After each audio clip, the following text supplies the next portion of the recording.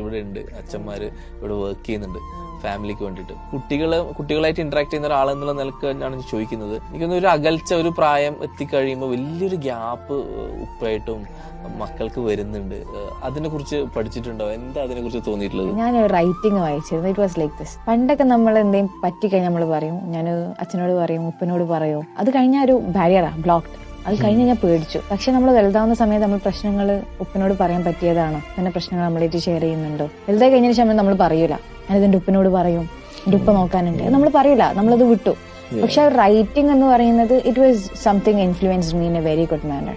എവിടെ പോയി ആ ഗ്യാപ്പ്? കാരണം ഉമ്മന്റെ അതേപോലെ തന്നെ ഏറ്റവും കൂടുതൽ റെസ്പോൺസിബിലിറ്റി ഉള്ള ഒരാളാണ് ഒരു ഫാദർ എന്ന് പറയുന്നത്. ആ ഫാമിലി നോക്കണം, ഫൈനാൻഷ്യലി ഏറ്റവും കൂടുതൽ പ്രഷറിലൂടെ കടന്നു പോകുന്ന ഒരു മനുഷ്യനായിരിക്കും വാപ്പ എന്ന് പറയുന്നത്. പക്ഷെ ആ വാപ്പ ഒരിക്കലും കാണിക്കില്ല. ഞാൻ ഇത്രയും ഫൈനാൻഷ്യൽ പ്രഷറിലൂടെ പോകുന്നുണ്ട്, എനിക്ക് ഇത്രയും കടങ്ങളുണ്ട്, ഞാൻ ഇത്രയും പ്രഷറിലാണ് എന്നുള്ളത് ആ വാപ്പാന്റെ മുഖത്തോ വാപ്പാന്റെ കാഴ്ചയിലൂടെ നമുക്കൊന്നും മനസ്സിലാക്കാൻ പറ്റില്ല. He's an person who controls his emotion. Father എന്ന് പറയുന്നത് എപ്പോഴും ഇമോഷൻസ് എന്ന് പറഞ്ഞ് പിടിച്ചു നിൽക്കുന്ന ഒരു മനുഷ്യനാ. അത് പുറത്തു വരൂല ഇമോഷൻസ്.